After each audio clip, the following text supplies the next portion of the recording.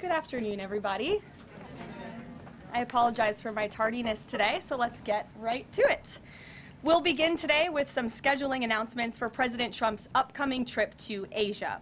Tomorrow night at 11 p.m., the president will depart the White House to fly to Malaysia, where he will arrive on Sunday morning local time. It's a long flight. President Trump will participate in a bilateral meeting with the Prime Minister of Malaysia in the afternoon, and then he will attend the ASEAN Leaders Working Dinner that evening. On Monday morning local time, the president will fly to Tokyo.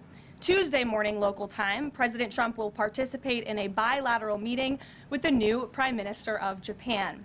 On Wednesday morning local time, the president will fly to Busan, where he will participate in a bilateral meeting with the President of the Republic of Korea, deliver keynote remarks at the APEC CEO luncheon, and then participate in a US-APEC Leaders Working Dinner. On Thursday morning local time, President Trump will participate in a bilateral meeting with President Xi of the People's Republic of China before departing to return home to Washington, D.C. On Thursday night, upon arrival in Washington, President Trump and First Lady Melania Trump will participate in Halloween at the White House, where they will welcome law enforcement, military, and foster families. And I know many of us look forward to that. In other news, we are now on day 23 of the Democrat government shutdown.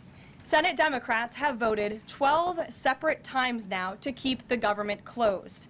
Innocent Americans are suffering every day as a result. More than 500,000 civilian federal employees will miss a full paycheck tomorrow. Thousands of small business loans are going unapproved each month. This means almost $4 billion in capital is being withheld from small businesses across the country. The Democrat shutdown is also causing severe impacts at airports across the country. In one single day this week, the FAA had to issue ground stops impacting flights at Houston's George Bush Intercontinental Airport and Hobby Airport. 13,000 air traffic controllers who ensure that we all fly safely are continuing to work without pay. This is egregious and truly sad. Some of them are reportedly being forced to turn to driving for Uber and taking on other second jobs to make ends meet as the Democrats continue to shut down the government. Pilots are calling on Democrats to end this dangerous political game.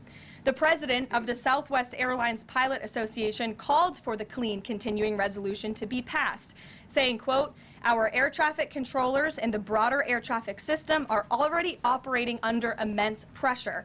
A government shutdown only compounds that stress and threatens the efficiency of our skies."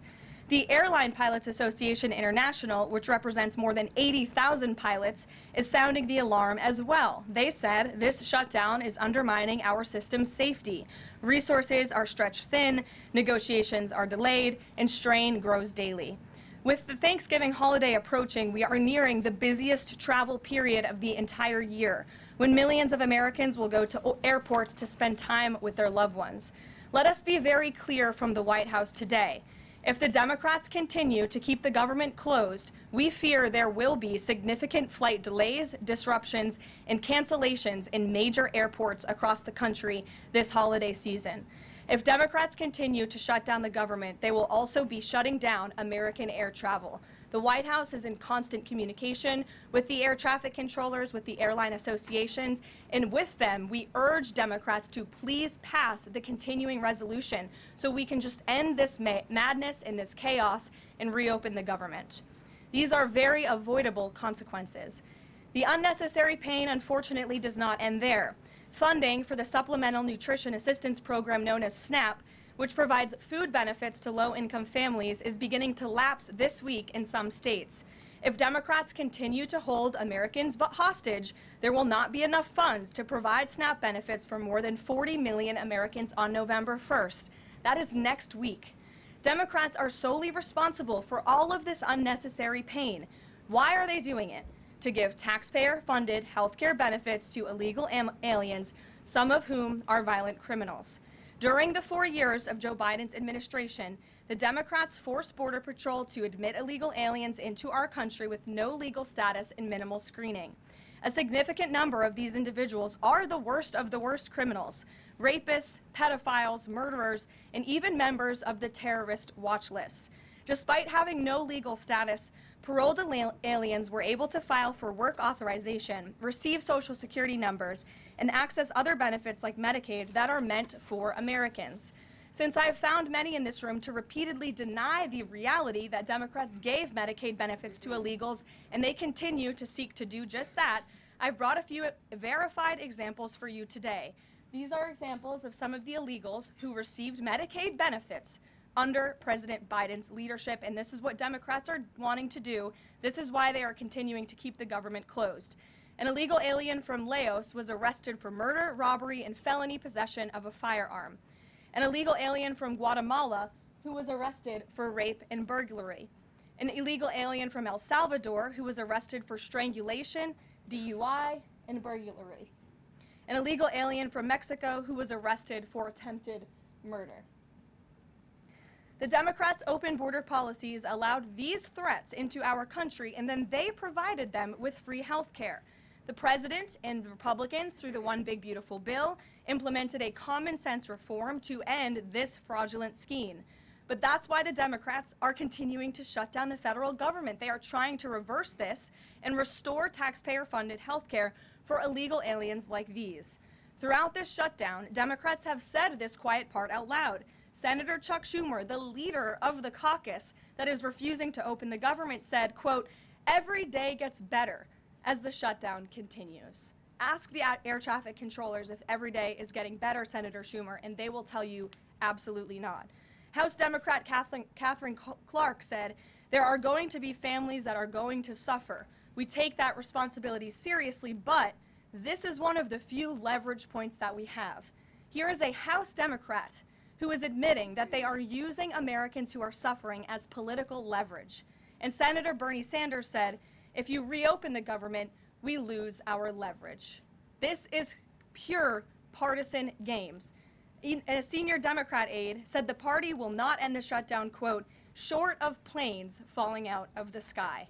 That is truly a disturbing statement. The Democrats clearly don't care about this suffering. They care about playing political games against President Trump, and this dangerous charade needs to end. The president and Republicans' position has been clear and unchanged. Pass a clean, nonpartisan funding bill to reopen the government. And then we can talk about all of the partisan issues that the Democrats wish to. If you're watching at home, we urge you to call your Democrat senators and tell them to put our country over their party and reopen the government today. Here in our new media seat, we have Brittany Gibson of Axios. Brittany, why don't you start us off for our Q&A today? Thank you for being here. Two questions, if I may, Karoline. First is, we understand that the president and Republicans will not negotiate on ACA extensions until the government reopens. If and when that happens, what does the president think should be, or what are his plans for preventing rising healthcare costs for Americans? It's a very good question, and I'll leave that to the president to negotiate that when Democrats vote to reopen the government. When it comes to lowering healthcare costs, the president is deeply committed to this. It's why he has spent so much time and effort negotiating with Big Pharma to lower the healthcare costs of prescription drugs. All of you have been in the Oval Office for multiple different announcements. We've had these most favored nations deals with these large pharmaceutical companies committing to lowering drug costs in this country. So it's something the president wants to do. And Brittany, one more point. I'll just point out the irony in Democrats holding the government and the American public hostage over a healthcare system that they created. The healthcare system was called Obamacare. Why? Because Democrats and President Obama implemented. And Republicans have always said it's a broken system, yes, but they caused it, and now they want to shut down the government to fix it. We need to open the government, and then we can have these very important conversations about health care. And the second Second, on H-1Bs and foreign students, during the campaign, President Trump said he wanted to make it easier for foreign students to work at U.S. companies, staple a green card to every diploma. But the changes from several agencies now on H-1Bs are adding more obstacles to that. The administration is being sued over those changes. Can you explain the changes in the president's thinking on H-1Bs? Administration will fight these lawsuits in court. The president's main priority has always been to put American workers first, and also to strengthen our visa system. We know for far too long the H-1B visa system has been spammed with fraud, basically, and that's driven down American wages. So the president wants to refine this system, which is part of the reason he implemented these new policies. These actions are lawful, they are necessary, and we'll continue to fight this battle in court. Garrett. Two questions on different topics, if you'll Sure. indulge me. On the pardon of Changpeng Zhao, and apologies if I'm mispronouncing that name, Binance has significant business interests with World Liberty Financial, the president's family's crypto company. How do you respond to the allegations from Democrats that this is a corrupt act? I would respond and say the president is exercising his constitutional authority to grant clemency requests. And the president and the White House have a very thorough examination of every pardon request that comes to the president's desk. It is thoroughly reviewed by the White House Counsel Office, and I spoke with our great White House counsel about the pardon after it happened. This was an overly prosecuted case by the Biden administration. Even the judge in the case admitted that the Biden administration was pursuing a egregious over-sentencing of this individual, and the previous administration was very hostile to the cryptocurrency industry. So the president wants to correct this overreach of the Biden administration's misjustice, and he exercised his constitutional authority to do so. And to the Democrats, I would just say there's nothing more corrupt than what President Biden did on his way out the door, pardoning his extremely corrupt son and many of his associates. On the ballroom, first of which, you'll probably be several questions about this today, I imagine. Is it a big story? It seems that way. The president's cost estimate has changed several times. I think it's up to $300 million now. Given the nature of all this, will the White House commit to releasing all of the donors and how much they're spending and how much of his own money the president is putting on the line to this? We have released the full list of donors thus far. Perhaps there will be more people who want to generously contribute to this project. And the president, yes, has committed his own resources. And when he releases that information, which I'm very confident he will, you will all see that. We'll see a dollar figure from the president? Yes, Okay. he will. And I would also just add the president has been incredibly transparent. I would reject any notion otherwise when it comes to this ballroom project. It's something he personally has obviously taken an interest into and has talked with all of you in this room many times about. You have seen the model in the Oval Office. Last night he showed that for you. But when this plan was presented and when these renderings, as soon as they were complete, the president directed me to come out here and to share them with all of you. I did an entire opening remarks about what this ballroom project was going to look like. With any construction project, there are changes over time as you assess what the project is going to look like, and we'll continue to keep you apprised of all of those changes, but just trust the process. This is going to be a magnificent addition to the White House for many years to come, and it's not costing the taxpayers anything. The president is privately funding this ballroom addition to the White House grounds. Jennifer. To follow up on that, one thing that's not in the president's model is the East Wing bunker, the president's emergency operations center. Can you say if his update, that $300 million, does that include the cost for upgrading that bunker? Look, like any security enhancements that are made on the White House grounds, those will be made and maintained by United States Secret Service. As for the cost of the ballroom and the construction itself, all of that is going to be, like I've said, privately funded and paid for by the president himself and many generous patriots who have stepped up.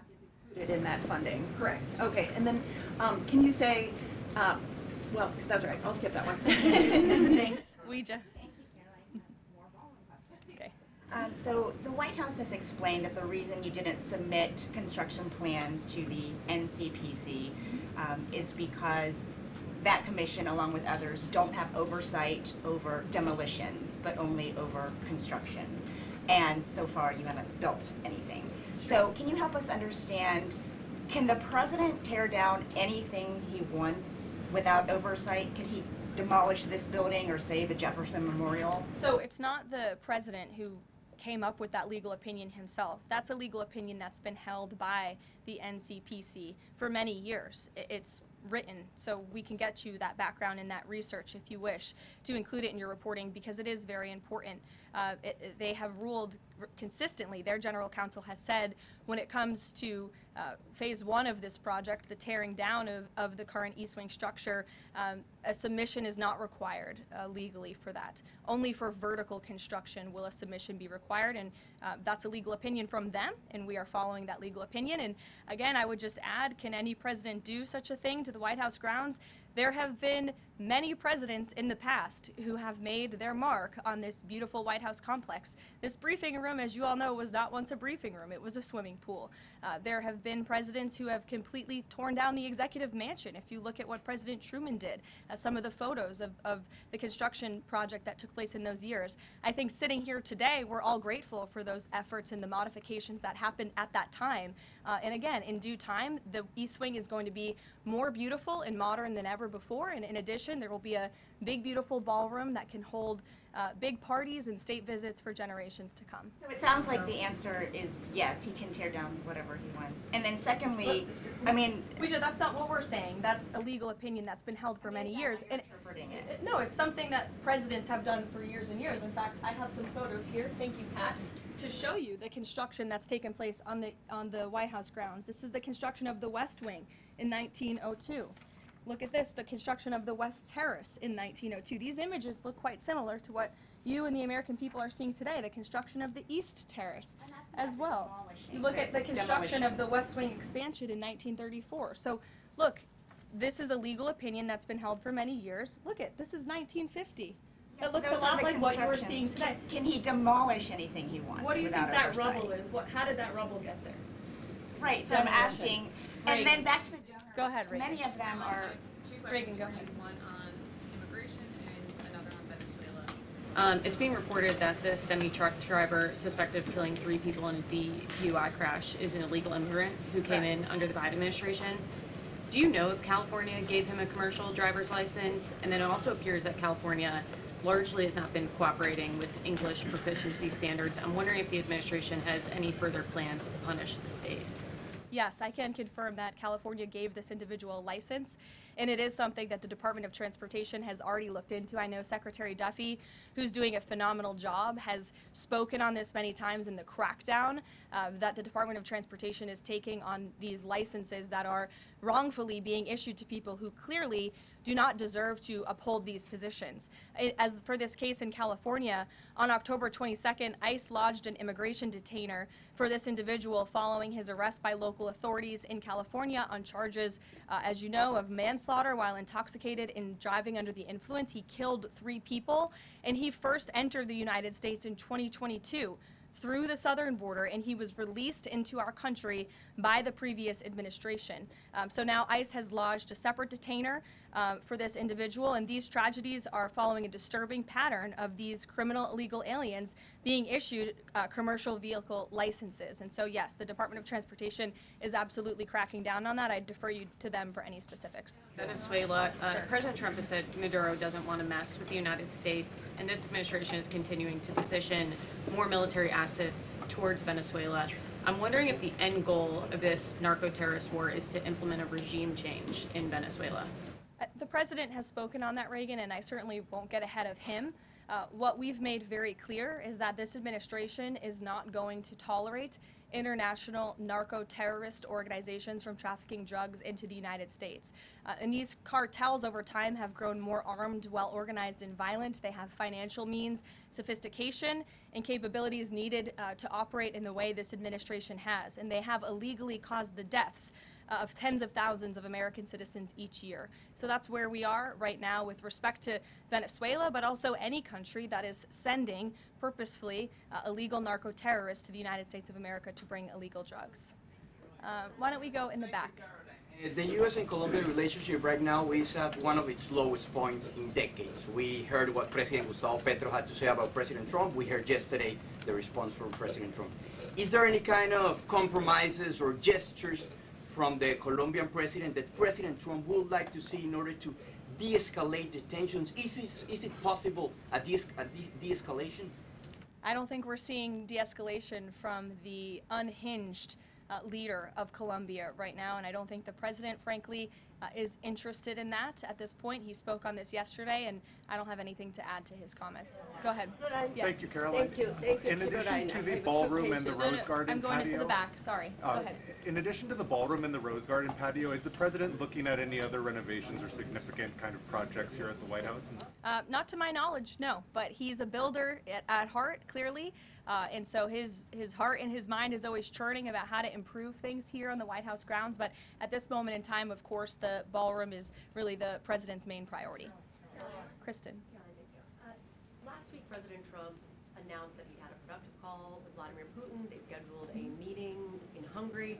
Since then, he has canceled the meeting and he has imposed sanctions on Russian oil companies. Can you talk about what changed that led to this dramatic shift, or even just what occurred in the last week that got us from point A to point B? Sure. Look, the president has always maintained that he would implement sanctions on Russia when he felt it was appropriate and necessary. And yesterday was that day. I think the president has also long expressed his frustration with Vladimir Putin and, frankly, both sides of this war. And he's always said in order to negotiate a good peace deal, both sides need to be interested in a good peace deal. And he feels as though, unfortunately, from the Russian side as of late, he has not seen enough interest and enough action in terms of moving the ball forward towards peace. And so a meeting between these two leaders is not completely off the table. I think the president and the entire administration hopes that one day that can happen again, but we want to make sure that there's a tangible, positive outcome out of that meeting, and that it's a good use of the president's time. Of course, he's traveling to Asia next week. He has a number of events coming up here on the home front as well. He's been incredibly busy, as you all know. You're all tired from covering him and his movements every day, and so we want to make sure it's a good use of the president's time, and the president doesn't want to waste his time, and he said that. All between the Secretary of State and Lavrov that led President Trump to believe that President Putin or the Russians did not want a peace deal? That was not the sole reason, no. I think the Secretary Rubio felt that was actually a productive call. But again, the president wants to make sure that a meeting between himself and President Putin will be a good use of his time. But what exactly led to President Trump not believing, after his call on Thursday, where he said he did think he wanted peace and wanted a peace deal, to believing that Russians were not? Again, the president wants to see action, not just talk. And I think the president is extremely motivated by the success of his peace deal in the Middle East to get things done.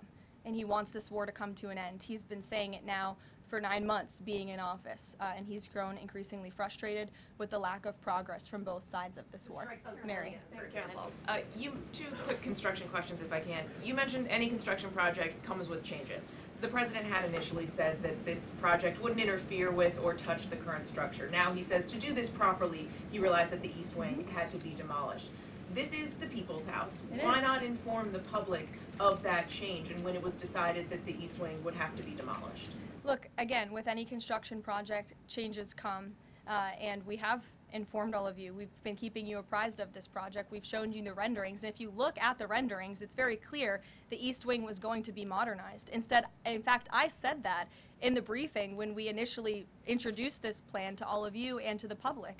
But the East is tearing down two different things. Well, again, the plans changed when the president heard counsel from the architects and the construction companies who said that in order for this East Wing to be modern and beautiful for many, many years to come, for it to be a truly strong and stable structure, this phase one that we're now in was necessary. And the president wants to do right by the people's house, and so that's exactly what he's doing. It's going to be, again, like I said, much more stable, strong, secure, and more beautiful than ever once it's complete. And the First Lady's offices, where will those be? The First Lady's offices, the Social Secretary's office in the East? They will be back where they were? Yes. Thank you. Cattle ranchers who supported the president's election have raised some concerns about plans to import beef from Argentina. How will the Trump administration support those farmers? Look, the president hears those concerns. He addressed them yesterday himself. President loves our ranchers, and our ranchers love our president. And in fact, the president did a lot for them in his first term here. They are struggling because of the many horrible policies of the previous administration. The president loves our ranchers, and he also loves American consumers, and he wants to do right by both. So the immediate solution to the problem of the rising cost of beef, the president wants to bring that down, as we have to increase our supply. And so that's what he's doing with respect to these imports. But the president also is looking out for our ranchers with a long-term plan that was released by the Secretary of Agriculture yesterday. It's a 3-part plan. It's very extensive and detailed. I would encourage all of you to read through it. But there's really 3 points to this plan that the President has agreed upon and has entrusted Secretary Rollins to implement. Number 1, strengthening U.S. cattle production through increased grazing access, endangered species reforms, enhanced disaster relief, increased access to capital, and reducing costs for new and young ranchers. We want to incentivize more Americans to get into this noble profession. Lowering long-term costs by cutting inspection costs, increasing market options for consumers with product of USA labeling, and ensuring consumers know that they are eating American beef. It's a good incentive for the American consumer. And lastly, growing the domestic herd while boosting long-term demand to reduce prices for consumers while growing the markets for our ranchers. So President hears them. He has to address both of these problems for the ranchers but also for the American consumer. He promised to lower costs, and that's what he's committed to doing. Karoline, thank you. 2 questions not on the ballroom. The first is, there's a Democrat in Texas who's actually running for Congress who said last night during an interview when talking about fighting Republicans and this administration, quote, "If you hit me in my face, I'm not going to punch you back in your face. I'm going to go across your neck." This has obviously really upset those folks over at Turning Point USA after the Charlie Kirk assassination. Just your response to that kind of rhetoric? It's very jarring rhetoric, and I think it's very unacceptable. I hope the people of Texas will do the right thing and reject this person's candidacy. It should have no place in American politics. And then just a quick second question on oversight Democrats that are saying that they're creating this master ICE tracker, basically tracking all ICE activity. We've seen the protests in New York just yesterday. Homeland Security is saying that this sounds like obstruction of justice. What do you say?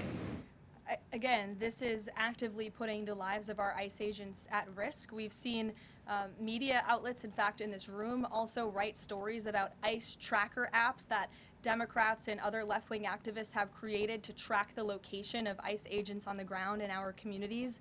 Again, I've said this repeatedly and I will continue to say it. The men and women of ICE are outstanding people. I wish a Democrat on Capitol Hill would actually have the courage or the guts to stand up to their party and sit down with some of these men and women who are doing this incredibly difficult job of enforcing our federal immigration laws.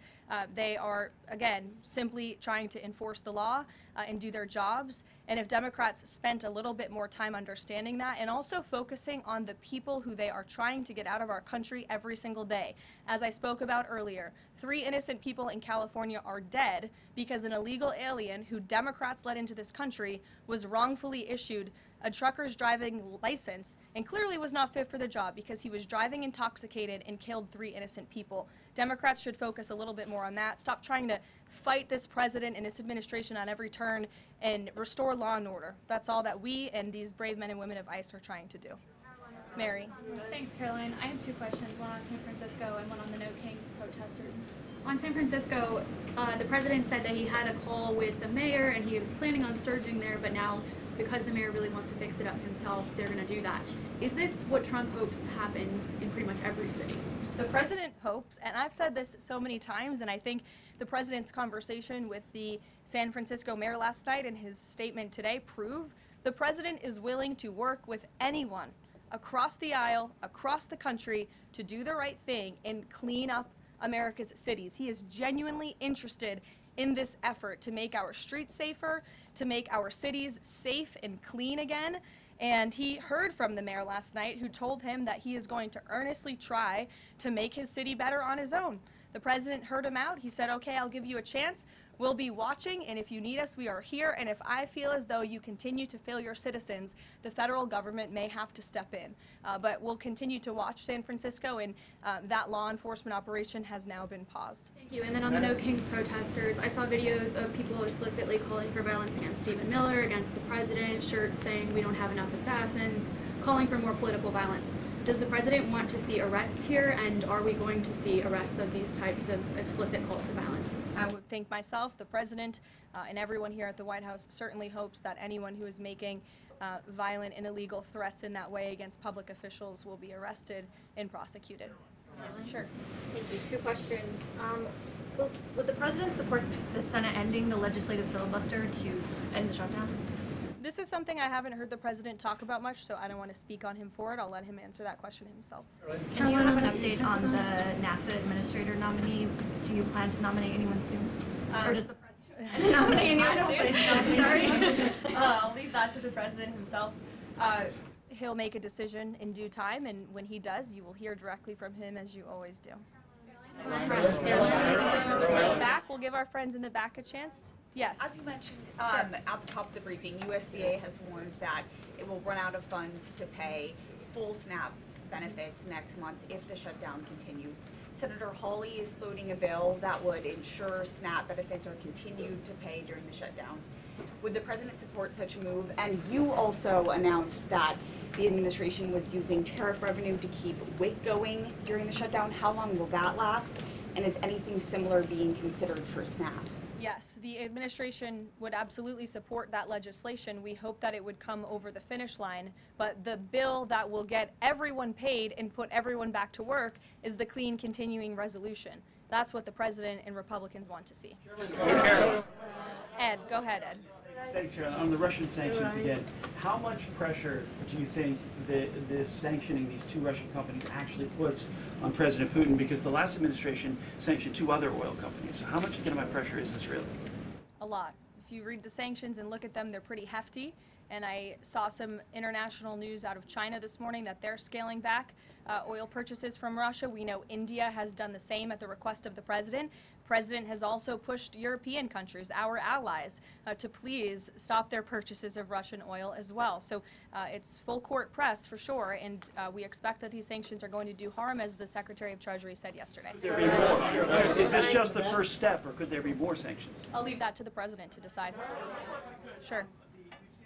Or heard the NBA gambling, involved in the gambling issue there. Does the president gamble? What does he think about that?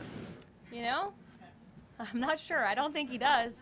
I've been with him quite some time, and I have not seen him gamble before. I don't think he's a big gambler, but you can ask him yourself the next time you have a chance to, Ed. Go ahead. Thank you, Caroline. I've got two Hi, quick Jake, questions. and then we'll go to you. Thank you. Okay. You're welcome. Two quick questions. Back to the ballroom. It is a very spectacular ballroom, according to the renderings. And if it's half as nice as the one at Mar-a-Lago, then future presidents are really going to appreciate it. They will. Thank you, Jake. First of all, is there like an official name? Like, are we calling it the Trump Ballroom, or does the president have a vision for what the name for the ballroom is going to be? There will be an official name. I will let the president announce that once he firmly decides on it. Question is, looking at these renderings, and it kind of got me thinking, he's likely going to go down as the greatest builder of this era, and you've been in on a lot of those meetings with him. Has, to your knowledge, has the subject of rebuilding the Holy Temple in Jerusalem come up? It has not. No. It has not. I don't. I'm sorry, Jake. Okay. Go ahead. Caroline, on the CC pardon, could this clear the way for finance to resume U.S. operations? I won't get ahead of that. That's something for Treasury or the Departments of Commerce to comment on, so you're welcome to ask them. And then one follow-up question. Any more details on the president's Walter Reed visit? The readout from his doctor mentioned advanced imaging. What procedure was he referring to? Advanced imaging is something that presidents receive and people receive when they go to the doctor, and so we provide a detailed readout of that physical, and I would encourage you back to that. Presidents and I don't know the exact imaging that took place, but as the physician's note said, the president is in incredibly good shape, and I think that's evidenced here every single day. Danny. Caroline. Back to the ballroom, I'm afraid. I just wanted to ask, because in July the White House said that it would cost $200 million. Yesterday the president said $300 million. Is $300 million now the operative figure, and why did it go up by so much? $300 million is the figure, and again, it's not going to cost the taxpayers a dime. So we look forward to this project continuing, and we will continue to keep everyone apprised on it. Perhaps the president will even bring you all out to see it one day at the appropriate time. You're also going to hear from the president directly in about an hour. He's hosting an event with the Homeland Security Task Force. This was a newly created federal task force that the president and his law enforcement team have put together. I would encourage you all to tune in to the remarks. They have really done a tremendous job at refocusing how federal law enforcement and local law enforcement work together. There will be some local sheriffs and law enforcement officials in attendance as well, and they'll be talking about the success and the many arrests they have made of drug traffickers and cartel members all across the country by just simply working together. So we will see you at the event. Thank you.